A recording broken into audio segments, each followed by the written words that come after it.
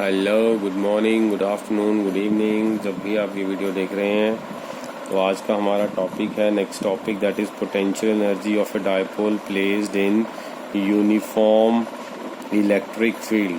तो potential energy अब dipole के ऊपर आज निकालनी है। तो डायपोल सबसे पहले हम डायग्राम बनाएंगे। डायपोल क्या था? डायपोल था एक चार्ज, नेगेटिव और एक पॉजिटिव, जब उनको बहुत ही स्मॉल डिस्टेंस के ऊपर रखा जाता है, that is called a dipole like this. तो हम इसमें क्या करने वाले हैं? Consider a uniform electric field and place a dipole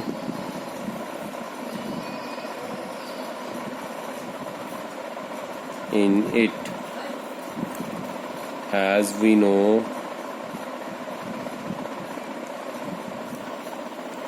the formula for dipole P is equals to Q into 2L. So if we rotate a dipole, then due to rotation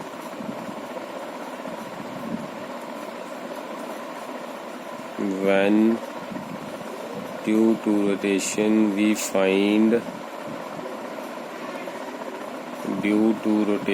find change in potential energy is given by the formula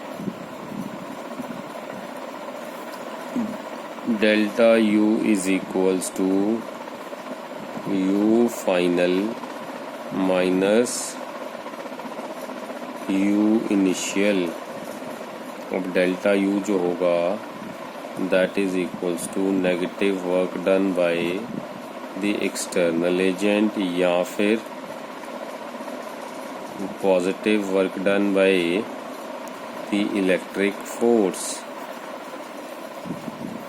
तो हम कुछ इस तरह से बात कर रहे हैं कि अगर मान लीजिए हमारे पास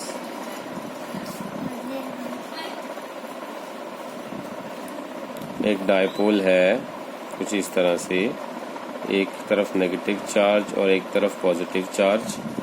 उसी इस डायपोल को हमने यूनिफॉर्म इलेक्ट्रिक फील्ड के अंदर रख दिया। लेटर से ये जो मैं डायग्राम बना रहा हूँ, इसमें E जो है ये यूनिफॉर्म इलेक्ट्रिक फील्ड को रिप्रेजेंट कर रहा है, और यहाँ पर मैंने ये एक डायपोल दिखा दिया आपको।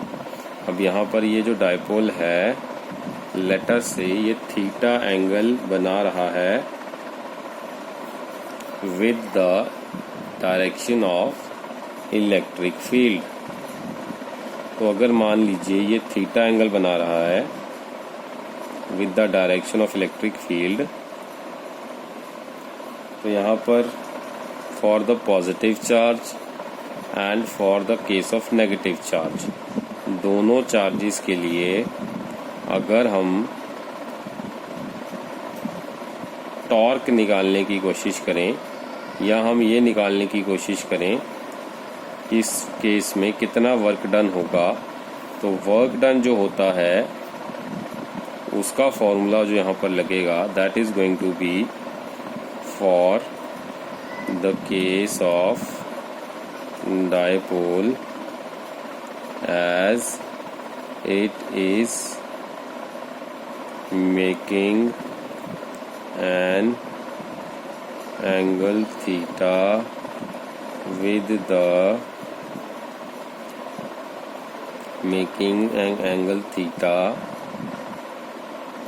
with the electric field. So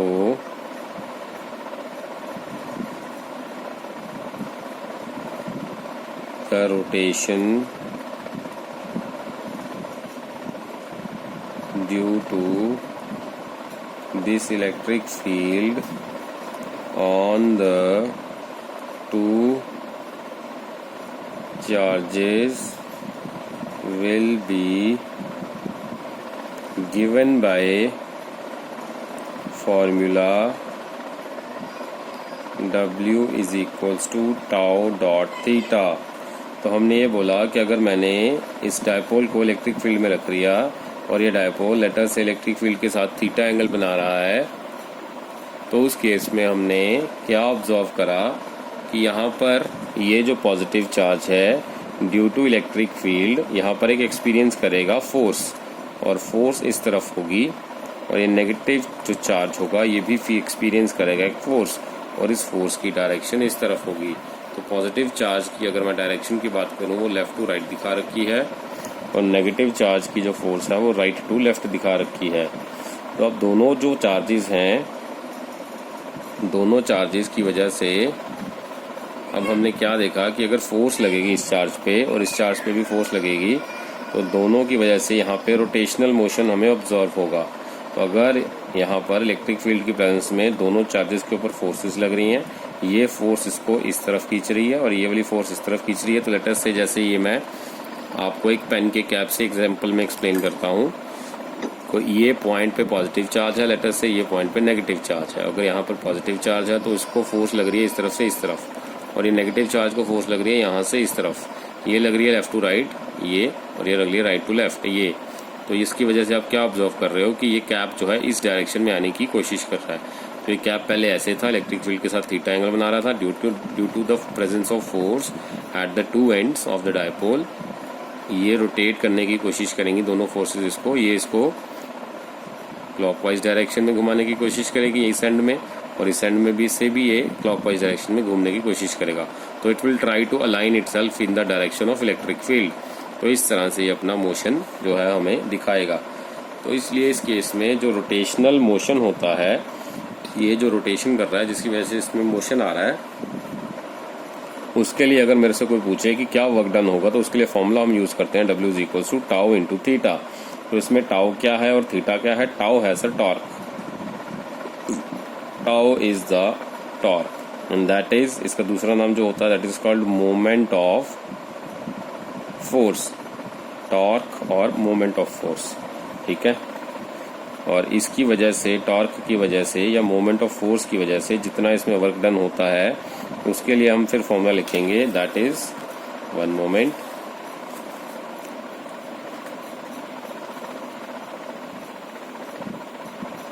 okay. So now the angular work done will be tau is equals to P cross E। जो एंगुलर वर्क डन होगा tau that is equals to P cross E, and tau is equals to, अगर cross product हो किसी भी दो vector quantities का A cross B, तो उसके लिए फॉर्मूला हम यूज करते हैं AB साइन थीटा। तो उसके लिए फॉर्मूला ये यूज होता है, दो अगर वेक्टर क्वांटिटीज हो उसका क्रॉस प्रोडक्ट हो तो उसका क्रॉस प्रोडक्ट का फॉर्मूला होता है A cross B vector is equals to AB sine theta. यहाँ पर A और B लेटर को हम रिप्लेस करेंगे P और E लेटर से, तो हमारे पास फॉर्मूला बन जाएगा PE साइन थीटा। तो हमने ये बताया कि रोटेशनल वर्क डन के लिए हमारे पास वर्क डन का फॉर्मूला था tau into theta, where tau is the torque और मोमेंट ऑफ फोर्स, और जो थीटा था that is the angle between the two. यहाँ पर भी थीटा जो होगा, theta is what? Theta is the angle between, यहाँ पर P एंड E हैं दो क्वांटिटीज, उनके बीच का एंगल। तो टाउ की वैल्यू हमारे पास आ जाएगी PE साइन थीटा। अब डायपोल जो है रोटेट करेगा, तो रोटेशन जो होगा वो होगा from a particular point two another particular point. जैसे मैं डायग्राम में दोबारा आपको समझा देता हूँ। तो मान लीजिए ये इलेक्ट्रिक फील्ड था हमारे पास E, और यहाँ पर हमने एक डायपोल रखा था from negative Q to positive Q। यहाँ पे मान लीजिए इस पे जो फोर्सेस लग रही थी इस डायरेक्शन में और इस डायरेक्शन में, इनकी वजह से इसने मूव करा फ्रॉम दिस एंगल, लेटर से इस एंगल को मैं नाम देता हूँ θ1, टू दिस एंगल, लेटर से इसको मैंने नाम दे दिया θ2। तो एंगल θ1 से θ2 तक मूव कर लिया इसने ड्यू टू दिस डायपोल ने, due to this torque which is being produced तो इसकी वजह से लेटर से हम लिख लेते हैं let the dipole is rotating from θ1 to θ2 where θ1 is the initial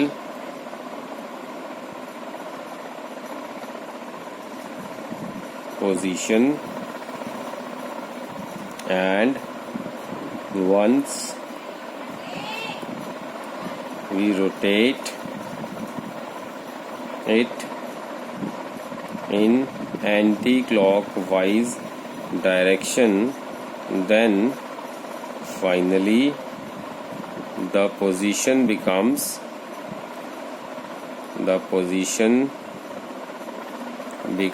θ2. So the rotation will be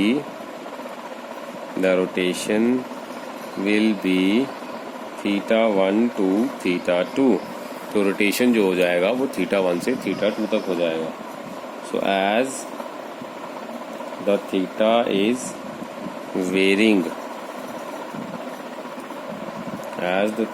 varying, so W is equals to integration tau into d theta, और जो लिमिट्स होंगी वो होंगी θ1 to θ2. तो जो हमने वर्क डन का formula पीछे लगाया था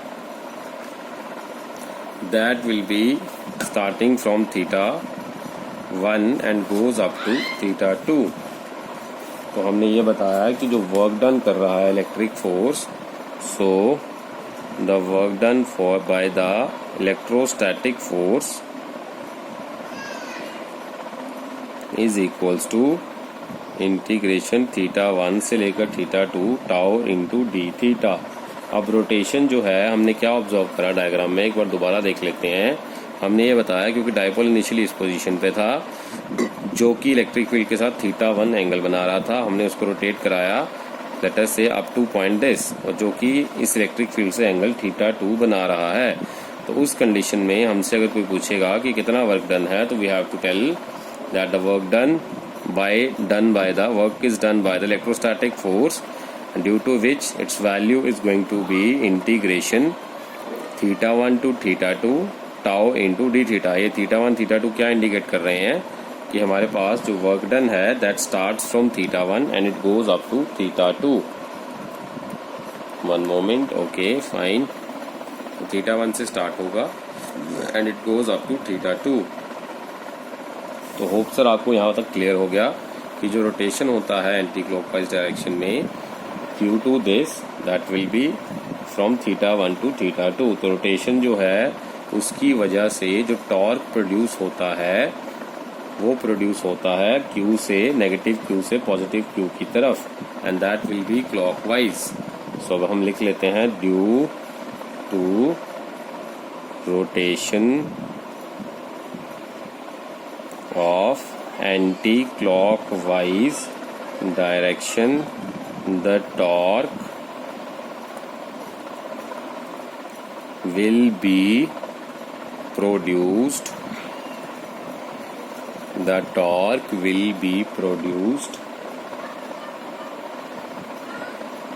due to negative Q and positive Q charges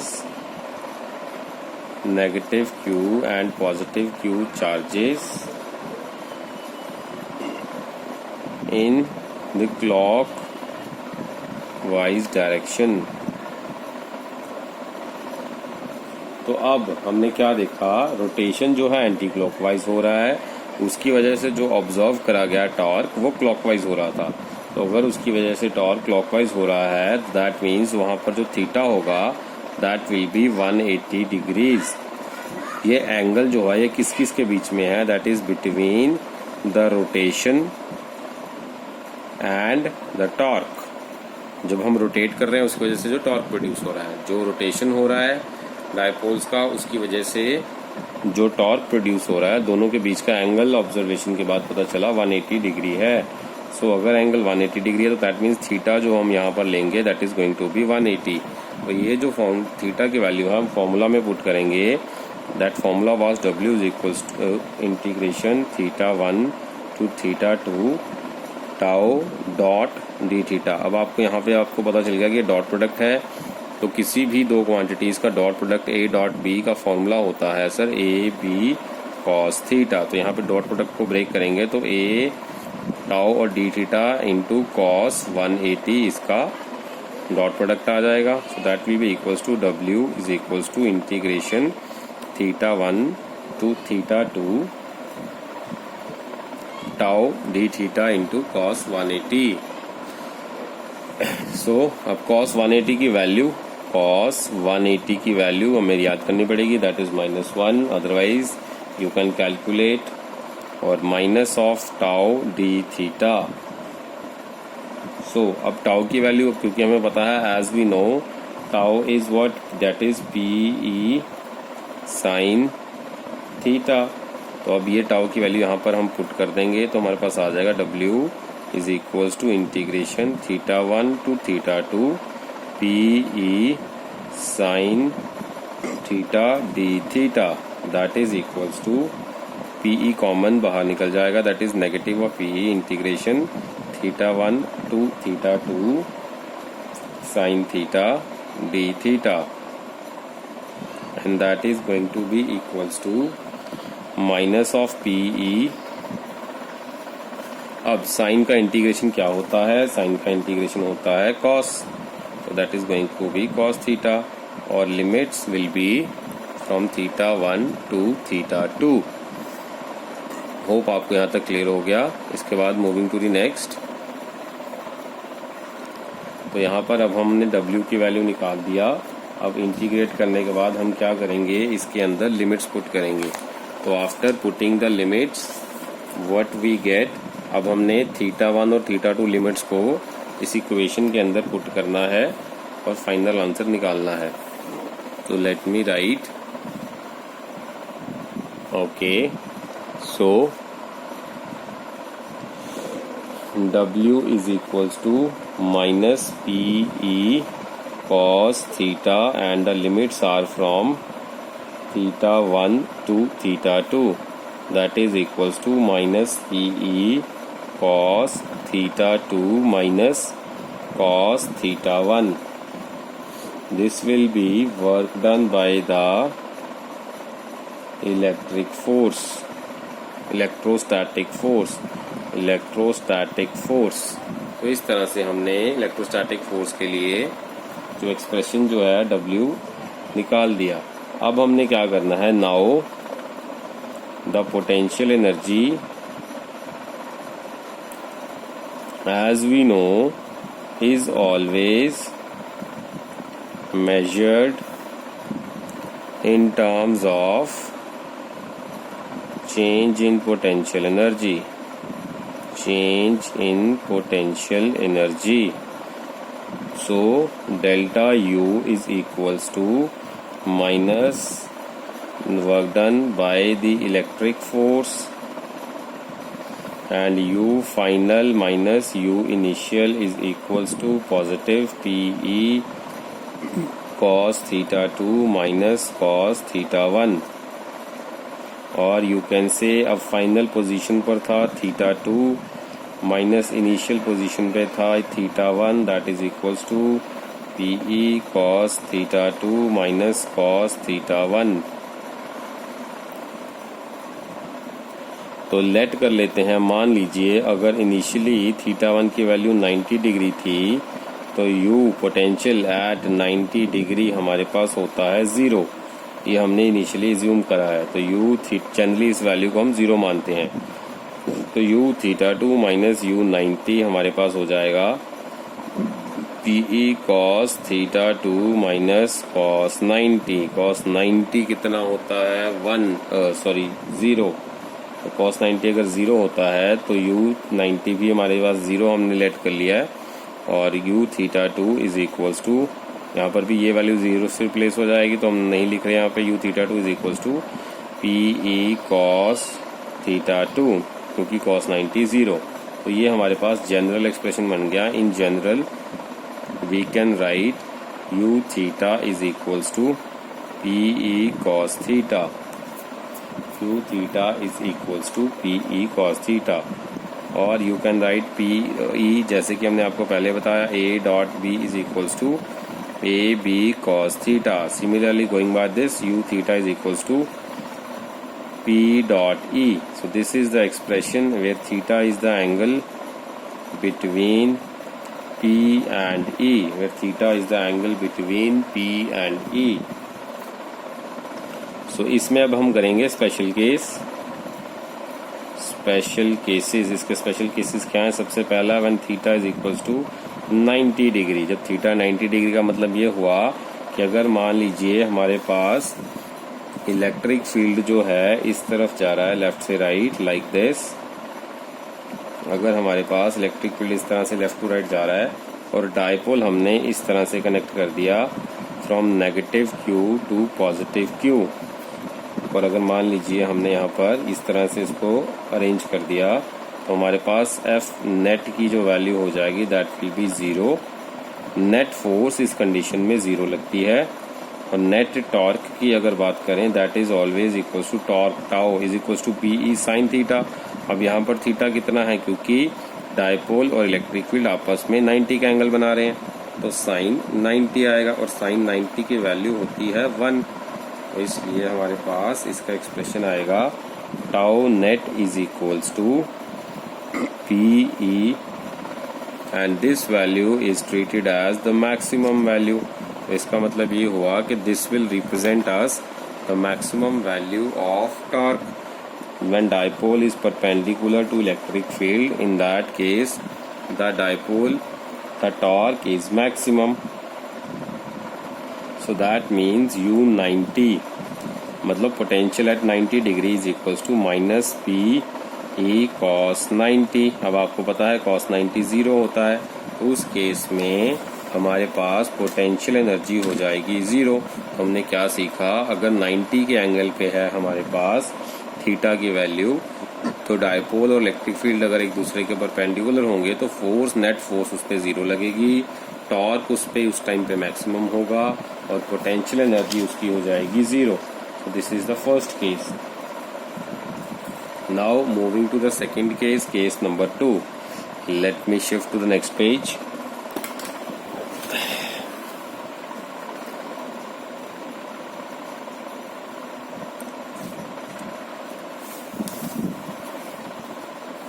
So case 2, second case में क्या है? When theta is equals to 0 degree. जब थीटा 0 होता है तो electric field is moving from left to right and charge is negative Q here and positive Q here and force F net at that moment is equals to 0 and torque is equals to PE sin theta. और यहाँ पर अब अगर dipole और electric field same direction में है तो उस केस में एंगल 0 होगा. तो net force after observation absorb value is 0 and torque will be PE sine theta. अगर साइन थीटा 0 है तो यहाँ पर थीटा को अगर मैं 0 पुट करूंगा तो टॉर्क हमारे पास आ जाएगा PE into sine 0.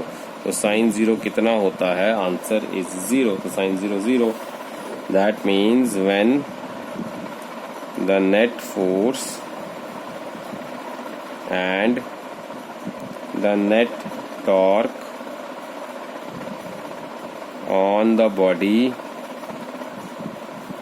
is 0, then the body is in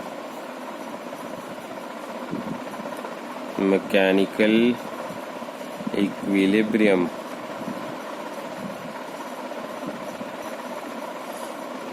Or we can call it as stable equilibrium. इसका मतलब ये हुआ जब नेट फोर्स या नेट टॉर्क बॉडी के ऊपर 0 है तो बॉडी जो होगी वो मैकेनिकल इक्विलिब्रियम में मानी जाती है या फिर स्टेबल इक्विलिब्रियम. मतलब ये स्टेबल कंडीशन है. अब इसके बाद वेरिएशन नहीं होगा. डायपोल एक बार सेट कर दिया इलेक्ट्रिक फील्ड की डायरेक्शन में अब वो वैसे ही रहेगा. That's why we call it stable equilibrium. Right. So in that case potential कितना होगा अब, तो potential at 0 degree U0 is equals to minus PE cos 0। तो पोटेंशियल एनर्जी इस केस में मैक्सिमम हो जाएगी, सॉरी मिनिमम हो जाएगी, दैट इज नेगेटिव वैल्यू। तो minimum potential energy, minimum potential energy. तो केस नंबर 2 में हमने ये देखा कि अगर थीटा 0 है तो उस केस में नेट फोर्स 0, टॉर्क हमारे पास 0 और पोटेंशियल एनर्जी मिनिमम। अब next when theta is equals to 180 degrees, अगर थीटा की वैल्यू 180 डिग्री होगी तो क्या होगा, चलिए इस केस में देखते हैं। तो इलेक्ट्रिक फील्ड लेटर्स से हम लेफ्ट टू राइट ले रहे हैं इस तरह से, लेकिन हमारा डायपोल जो है हम इसके उल्टा ले रहे हैं। Dipole is from this place to this place. तो डायपोल का डायरेक्शन आपको पता है फ्रॉम नेगेटिव टू पॉजिटिव होता है, तो ये इस तरह से मूव करेगा। और इलेक्ट्रिक फील्ड पॉजिटिव से नेगेटिव होता है तो लेफ्ट टू राइट इस तरह से मूव करेगा। और यहाँ पर जो थीटा है, अगर हमारे पास इलेक्ट्रिक फील्ड इस तरफ है और डायपोल इस तरफ है, इस तरफ का मतलब electric field is from left to right और dipole is from right to left. तो दोनों के बीच का एंगल इस टाइम हो जाएगा 180 डिग्री। तो अगर दोनों के बीच का एंगल 180 डिग्री है, so in that case F net is equals to 0 and tau 180 degree is equals to minus PE sin of 180। तो इसकी वैल्यू क्या हो जाएगी, that value is going to be equals to 0। तो U 180 क्या आ जाएगा, तो U 180 की वैल्यू जो आएगी that is equals two plus PE and that is basically a maximum value of potential energy. तो हमने क्या देखा कि अगर इलेक्ट्रिक फील्ड और डायपोल दोनों एक दूसरे के ऑपोजिट डायरेक्शन में हैं, तो in that case force again we observe that it is 0, but torque जो होगा that is going to be PE sin 180 और sin 180 की वैल्यू जो है that is 0, that's why torque is 0, but the potential energy that is going to be maximum because we know that formula for potential energy is PE cos 180 and cos 180 is value is 1, so that's why we call potential energy to be maximum PE. So this is the condition of unstable equilibrium. We can write this is the condition of unstable equilibrium. तो यहाँ पर unstable होगा, इसका मतलब ये हुआ कि अगर डायपोल इस तरह से सेट है और इलेक्ट्रिक फील्ड लेटर से इस तरह से जा रही है, तो जैसे इसको थोड़ी सी भी पुश मिलेगी तो ये अपने आप को अलाइन करने की कोशिश करेगा in the direction of electric field. दोबारा बता देता हूँ, जैसे कि डायपोल इस तरह से था, टिप ऑफ द पिन आप देख रहे हो राइट टुवर्ड्स लेफ्ट है और इसके लिए electric field left to right है और ये डायपोल की डायरेक्शन राइट टू लेफ्ट है। जैसे ही इसको थोड़ा सा पुश मिलेगा तो ये अपने आप को लाइन करने की कोशिश करेगा in the direction of electric field, that's why we call it unstable equilibrium. तो डायपोल बहुत ही अनस्टेबल होता है इस कंडीशन में। Okay, so this was about potential energy and the special cases of potential energy.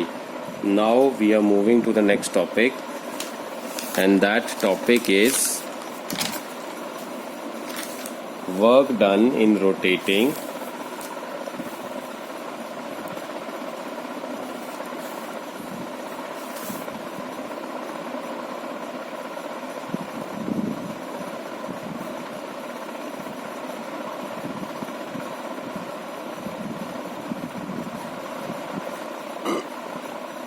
an electric dipole in uniform work done in rotating an electric dipole in uniform electric field.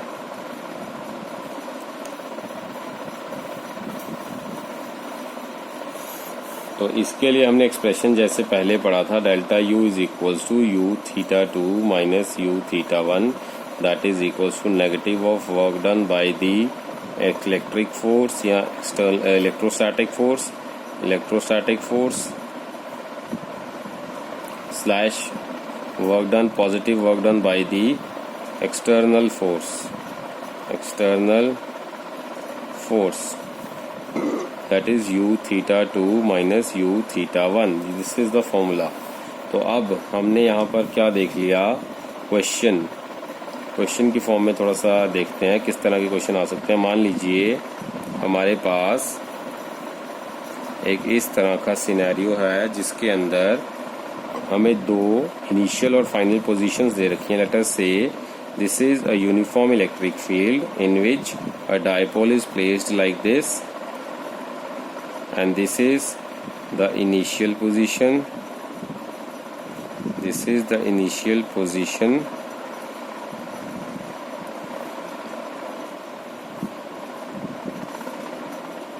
and this is the final position.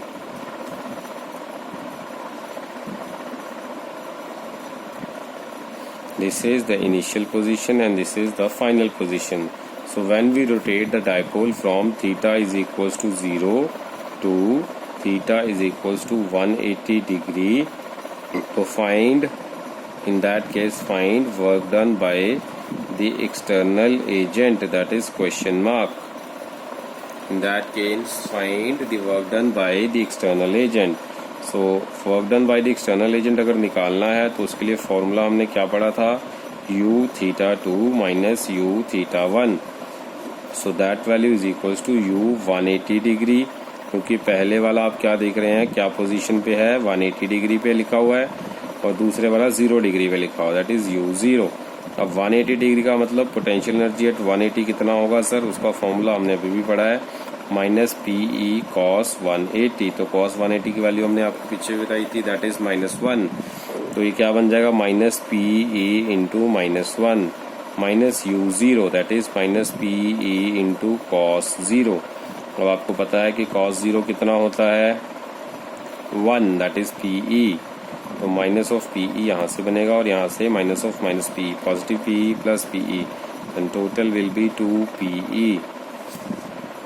तो इस तरह से हमें कोई question अगर आ जाए कि initially इस पोजीशन पे है डायपोल, फाइनली इस पोजीशन पे है, इलेक्ट्रिक फील्ड की डायरेक्शन में अगर मैं उसको रोटेट करूंगा थीटा इज इक्वल टू 0 से थीटा इज इक्वल टू 180 में, तो कितना हमारे पास वर्क डन एक्सटर्नल एजेंट को करना पड़ेगा. तो उसके लिए हमने क्या करा, दोनों के पोटेंशियल एनर्जी की वैल्यूज को निकाल के उनको सब्ट्रैक्ट कर दिया. That will give us the work done by the external agent.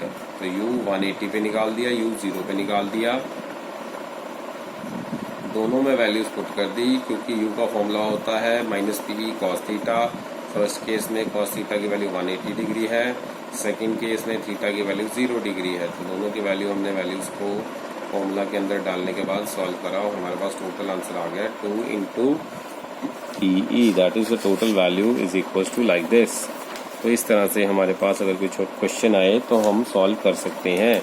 तो this was about the work done and questions related to that. Okay.